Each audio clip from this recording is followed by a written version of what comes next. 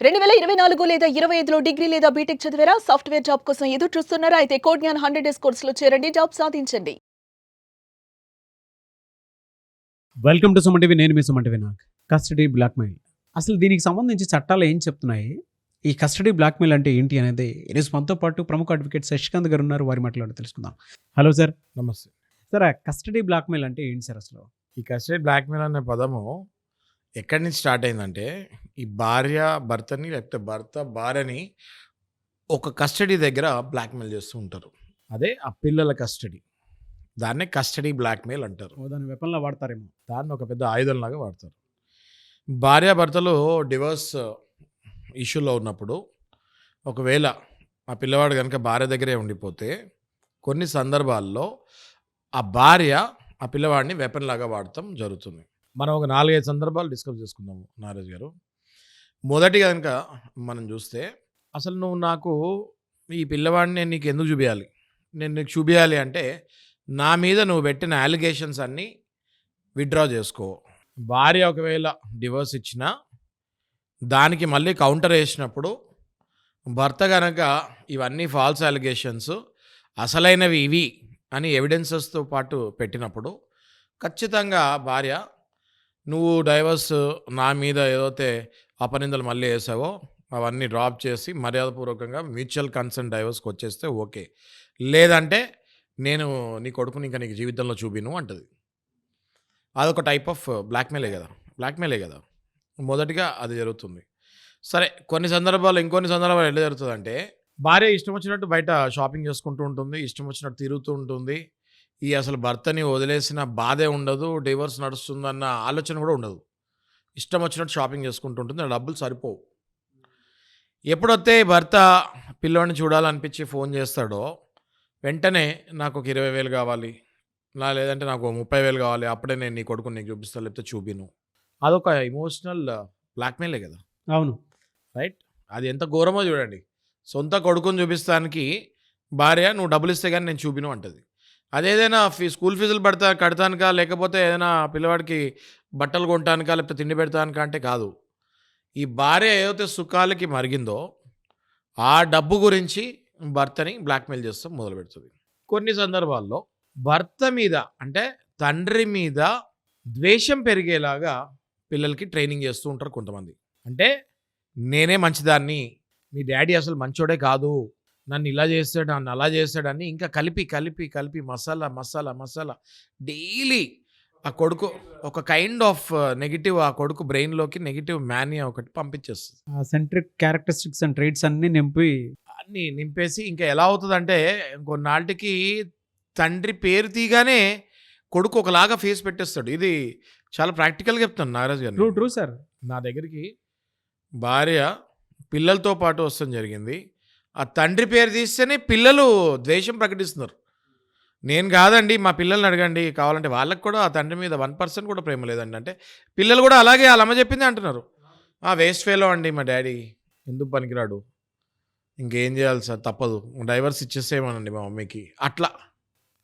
అలా పిల్లల మైండ్లో ఉంటే నేను ఆశ్చర్యపోయాను. నేను స్టార్టింగ్లో కేసెస్ చేసేటప్పుడు ఆశ్చర్యపోయాను. నేను ఏంటి ఇది, పిల్లలు ఏంటి ఇలా బిహేవ్ చేస్తారు ఏంటి అని. ఒక పక్కన తండ్రిని చూస్తే వాడు మంచోడే ఉంటాడు ఆయన, అంటే మనకి మరీ అంత వీళ్ళు చెప్పినంత నెగిటివ్ యాంగిల్ కనిపించదు, కానీ పిల్లల దగ్గర అంత ద్వేషం కనిపిస్తూ ఉంటుంది. అంటే ఏం చేస్తుంది ఆ తల్లి, పిల్లల మైండ్లో కంప్లీట్ ఫుల్ ఆఫ్ నెగిటివిటీని నింపేసి తండ్రి పేరు తీయగానే ద్వేషపడేలాగా చేస్తూ ఉంటుంది. ఇంకొన్ని సందర్భాల్లో చూస్తే నాగరాజు గారు, చిన్న చిన్న పిల్లలు ఉంటారు, కోర్టుకి విజిటేషన్ రైట్స్ ఇస్తుంది, కోర్టే ఇస్తుంది ఆర్డర్. కోర్టు ఆర్డర్ని కూడా బేఖాతరు చేస్తూ ఆ తల్లి కావాలని తండ్రికి పిల్లల్ని చూపించకపోతుంది జరుగుతుంది. అంటే ఏమవుతుంది అలాంటప్పుడు, కంటెంప్ట్ ఆఫ్ కోర్ట్ అవుతుంది. కోర్టు ఆర్డర్ ఇచ్చిన తర్వాత కూడా పిల్లల్ని నా తండ్రికి చూపించకపోతే that will be coming under contempt of court, వాళ్ళకి శిక్ష కూడా పడుతుంది. కానీ వాళ్ళకి తెలియక వాళ్ళు అట్లాంటి పనులు చేస్తూ ఉంటారు. ఇంకా నెక్స్ట్ పాయింట్ తీసుకుంటే మనము మెయింటెనెన్స్ అనే పదానికి అర్థమే మార్చేశారు కొంతమంది భార్యలు. మెయింటెనెన్స్ అన్న పదానికి అర్థాలే మార్చేసి, ఆ భర్త సంపాదన 30,000 ఉంటే భర్త నెలకి 1,00,000 రూపాయల సంపాదన, నెక్స్ట్ 1,00,000 రూపాయలు మెయింటెనెన్స్ అడుగుతాం జరుగుతుంది. వేరే ఫాల్స్ ఇన్కమ్స్ చూపించి ఆ ఇన్కమ్ ఉంది, ఈయనకి ఇవి ఉన్నాయి, ఇంకా రెంట్లు వస్తాయి అని ఉన్నవి లేనివన్నీ కలిపి నా భర్త ఇన్కమ్ ఇంత అని చెప్పి ₹1,00,000 అడిగే పరిస్థితి కూడా చూపిస్తుంది. ఎక్కడైతే ఆయన 30,000 సంపాదిస్తూ ఉంటాడు. అర్థమైంది నారాజు. సో పిల్లల్ని ఒక ఐదల్లాగా పెట్టుకొని అసలు పిల్లల దృష్టిలో తండ్రిని ఒక విలన్ లాగా చేసి భార్యలు చాలామంది చలామణి అవుతున్నారు. మరి చట్టాలు అటువంటి వాడికి ఏం చెప్పవా సార్ అసలు? అది ఖచ్చితంగా ఉంటుందండి. చట్టాలు తెలియక చాలామంది సఫర్ అవుతూ ఉంటారు. చట్టాలు ఉంటాయి. తల్లి ఏం మాట్లాడినా కూడా ఆ ఆపోజిట్ ఉన్న కౌన్సిల్ అంటే అడ్వకేట్ దానికి ప్రాపర్గా కౌంటర్ వేయచ్చు. భర్తతో కూర్చొని కరెక్ట్గా మాట్లాడి ఆమె మాట్లాడినవన్నీ రాంగ్ అని కోర్టులో ప్రూవ్ చేయగలిగితే కోర్టు దృష్టిలో ఈ తల్లే నెగిటివ్ కూడా అవుతుంది.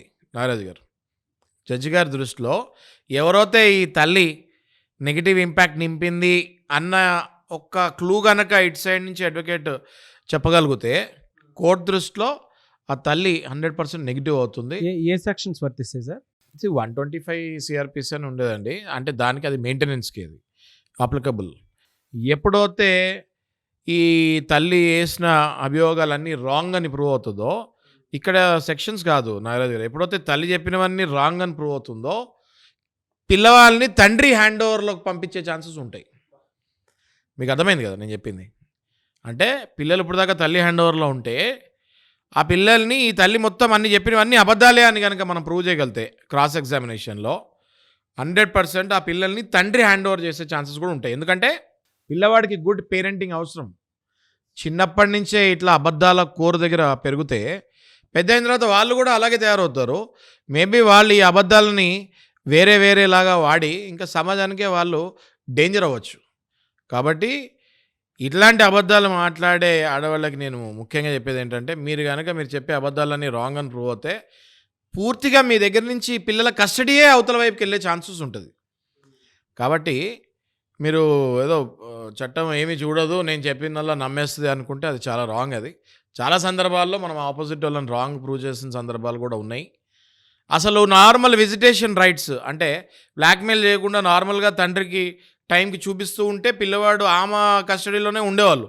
కానీ ఇట్లా అబద్ధాలు చెప్పి మ్యానిపులేషన్ చేస్తాం వల్ల కొన్ని సందర్భాల్లో అసలు టోటల్ విజిటేషన్ రైట్స్ పిల్లవాడే అటు వెళ్ళిపోతాం, ఈమెకే విజిటేషన్ రైట్స్ అడగాల్సిన పరిస్థితికి కోర్టులోకి వెళ్ళిపోతుంది. కానీ చాలా దారుణం, బాధాకరమైనటువంటి విషయం సార్. అవునండి.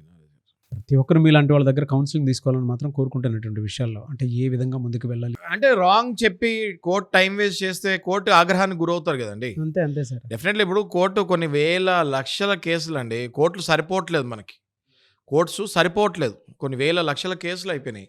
అలాంటప్పుడు నువ్వు అబద్ధాలు చెప్పి కోర్టు వారి టైం వేస్ట్ చేస్తే మరి మీ మీద 100% పనిష్మెంట్ పడుతుంది, కేసు ఉల్టా అయ్యే ఛాన్స్ కూడా ఉంటాయి కదా. అందరూ ఊరుకోరు కదండి. But anyway sir, thank you sir, thank you so much for the awareness video. Thank you.